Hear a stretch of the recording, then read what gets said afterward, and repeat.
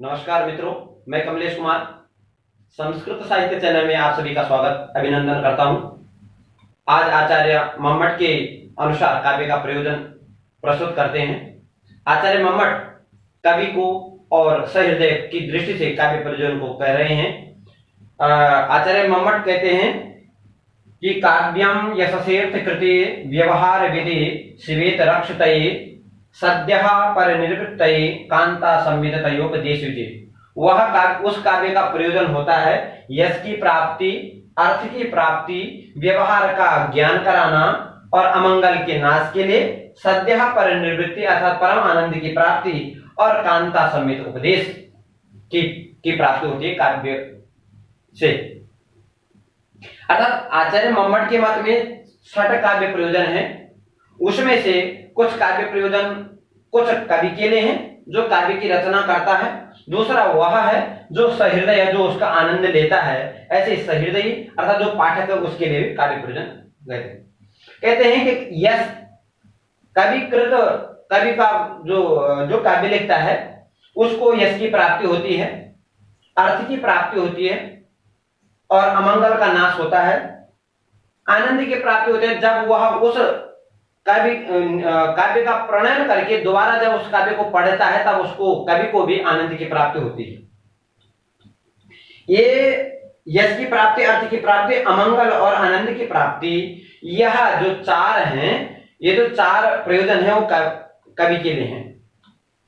सहृदयों के लिए कह रहे हैं कि व्यवहार का परिज्ञान होना, व्यवहार का उपदेश, अमंगल नाश और आनंद की प्राप्ति और कांता समेत उपदेश, यह 4 जो है सहृदयों के लिए। अर्थात जो ये आनंद की प्राप्ति है यह दोनों के लिए है, कवि के लिए भी और सहृदयों के लिए। अब देखते हैं आचार्य मम्मट के मत में कहते हैं कि काव्यम यशसेर्थ कृते, यश से वह यश की प्राप्ति के लिए होता है। जैसे कालिदासादीनाम एव यशः, जैसे कालिदास आदियों ने, कालिदास आदि कवियों के द्वारा कोई मंदिर नहीं बनाया गया, कोई संपन्न परिवार में, कोई उच्च कुल में पैदा नहीं हुआ कालिदास, परंतु कैसे यश की प्राप्ति हुई तो उन्होंने काव्य लिखा, रघुवंश आदि उदात्त चरित्र से युक्त ऐसे राजाओं का उन्होंने वर्णन किया और उससे उनको यश की प्राप्ति हो गई। दूसरा प्रयोजन कह रहे हैं कि अर्थ कृति, वह जो है अर्थ देने वाला होता है। जैसे धावक आदि कवियों के द्वारा रत्नावली नाटिका लिख करके श्री हर्ष ने उनको पर्याप्त धन दिया, अर्थात उस काव्य को लिखने से क्या होता है, अर्थ की प्राप्ति होती है। व्यवहार विधि तीसरा बिंदु है, उस काव्य को पढ़ने से व्यवहार का परिज्ञान होता है, उचित व्यवहार का परिज्ञान होता है।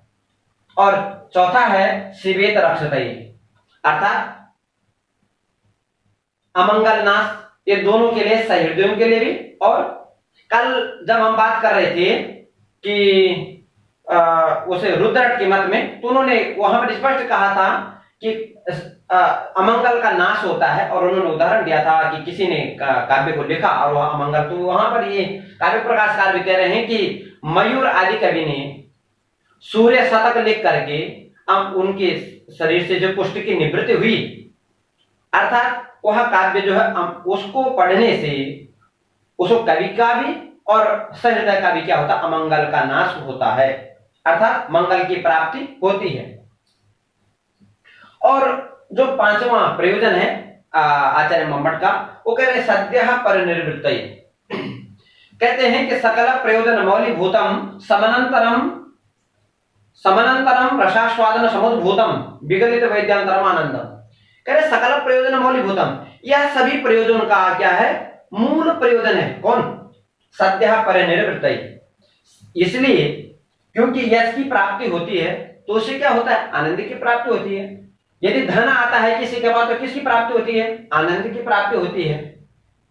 और यदि शिवेत रक्षित, यदि अमंगल का नाश भी होता है अर्थात कल्याण भी होता है, तो किसकी प्राप्ति होती है? आनंद की प्राप्ति होती है। इसलिए आचार्य मम्मट कहते हैं कि सकल प्रयोजन मौलिभूतम समनंतरम रसास्वादन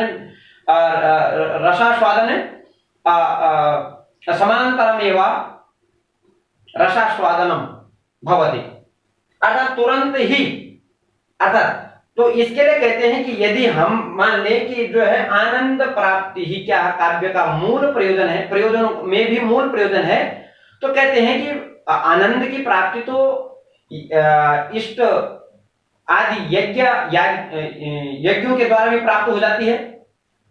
ये इष्ट की प्राप्ति अर्थात जो कवि जो चाहता है, सहृदय हो चाहे कवि हो, वह जो चाहता है उसके द्वारा भी प्राप्ति हो जाती है। परंतु कहते हैं नहीं, वह तुरंत ही भाई यज्ञ करवाएगा, उसके बाद में उसका परिणाम मिलेगा। तो कोई भी ऐसा कर्म करेगा उसके बाद उसको उसकी प्राप्ति होगी, उसका फल, उसके फल की प्राप्ति होगी। परंतु काव्य को पढ़ने से सपदि अर्थात सद्य तुरंत ही उस फल की प्राप्ति हो जाती है, अर्थात अलौकिक आनंद की प्राप्ति हो जाती है। और जो छठा प्रयोजन कह रहे कि कांता संमित तयोपदेश विजय, वह काव्य कांता की तरह अर्थात प्रियतमा की तरह उपदेश दिया करता है।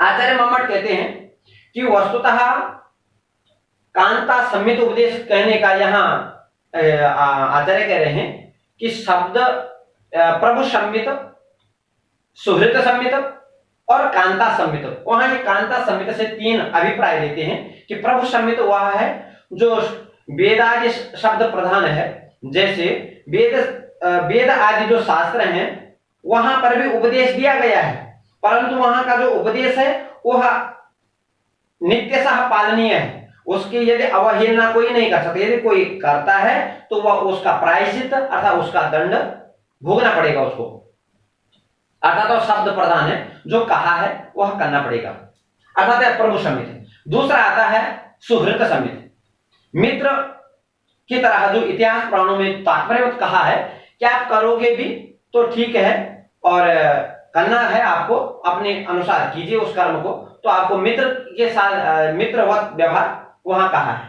परंतु साहित्य में, साहित्य शास्त्र में यहां पर आचार्य मम्मट कह रहे हैं ना तो शब्द प्रधान है ना अर्थ प्रधान है, यहाँ क्या है गौण होकर के क्या है, यहाँ उभय प्रधान। इसलिए कह रहे हैं कि क्या कांता समेत वह क्या है, जैसे कोई कांता अपने प्रिय को अपनी तरफ आकर्षित करके किसी कार्य में लगा देती है, उसी प्रकार से काव्य भी अपने वचनों के द्वारा, अपने वाक्यों के द्वारा सहृदयों को अपनी ओर आकर्षित करता है और वह उस काव्य रूप वह जो रस है उस रस की ओर आकर्षित करके क्या है उसको उस क्या करता है उपदेश दिया करता है।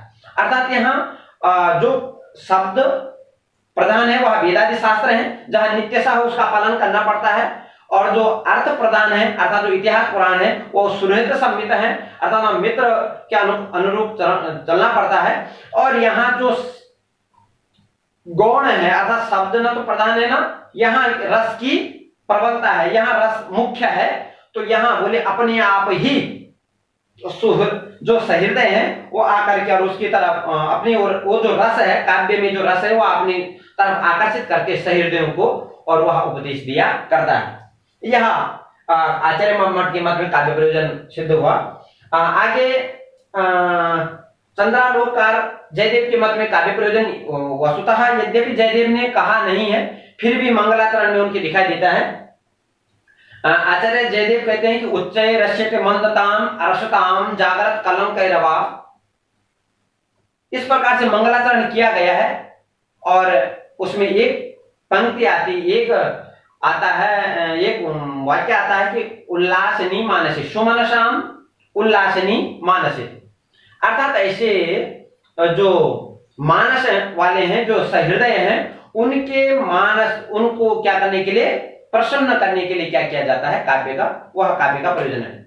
उल्लासनी मानसे अर्थात आह्लाद उत्पन्न करने के लिए काव्य का प्रणयन किया जाता है। दूसरा, प्रत्येक मयुग के अंत में आचार्य जयदेव ने कहा है कि सुख यतो चिरम, वहां पर सुख यतो चिरम अर्थात सुख पूर्वक चिरकाल पर्यंतम, तो वहां जो सुख पूर्वक कहा है तो वहां पर भी आनंद की प्राप्ति वह काव्य का प्रयोजन कहते हैं। स्पष्ट नहीं है, फिर भी वहां पर दो स्थानों पे, अर्थात एक तो प्रत्येक मयूर के अंत में चिरम चंद्रालोके सुख या तो मयूखा सुमनसा, तैसे जो सुमनस है अर्थात जो क्या है सहृदय है, उनके मनों को रंजित करता रहिया चंद्रालोक चिरम चिरकाल पर्यंत का। एक तो वह है, और एक शुरू में है कि सुमनसाम उल्लासनी मानसे, जो ऐसे सुमन है सुंदर चित्त वाले हैं, ऐसे सहृदयों के मन को क्या करते हैं लंबे काल तक क्या करता रहे, आनंदित करता रहे। आगे आचार्य वाग भट्ट के मत में कहते हैं, वाग भट्टालंकार में आचार्य वाग भट्ट कहते हैं काव्यम पूर्वीत कीर्तये। आचार्य वाग भट्ट कहते हैं कि वह उस काव्य का प्रयोजन केवल एकमात्र है, वह है कीर्ति। अस्तु, विश्वनाथ के मत में वस्तुतः सामान्य आप सभी जानते हैं, विश्वनाथ के मत में आचार्य विश्वनाथ कहते हैं चतुर्वर्ग फल प्राप्ति ही सुखादल्प धियामपि काव्यादेव यतस्तेन तत्स्वरूपम निरूप्यते। अर्थात चतुर्वर्ग अर्थात धर्म अर्थ काम मोक्ष की प्राप्ति उसका मुख्य प्रयोजन है। तो वह जो चतुर्वर्ग की जो फल की जो प्राप्ति होगी वह काव्य के द्वारा ही होगा। तो यह प्रश्न उठता है कि वेद आदि के द्वारा, इतिहास पुराण के द्वारा भी तो सिद्ध होता है वह चतुर्वर्ग। तो कहते हैं कि वह जो वेद आदि है वह नीरस है, और वहां उसको समझना बड़ा दुष्कर है। ये उसको हर कोई समझ नहीं पाता है। किसको? वेद आदि को। तो इसलिए कह रहे हैं कि चतुर्वर्ग फल प्राप्ति सुखादल्प धियामपि, जो अल्प बुद्धि वाले भी हैं वह भी क्या है सुख पूर्वक जो है काव्य से क्या करते हैं, काव्य के द्वारा चतुर्वर्ग फल की प्राप्ति कर लेते हैं। तो कहते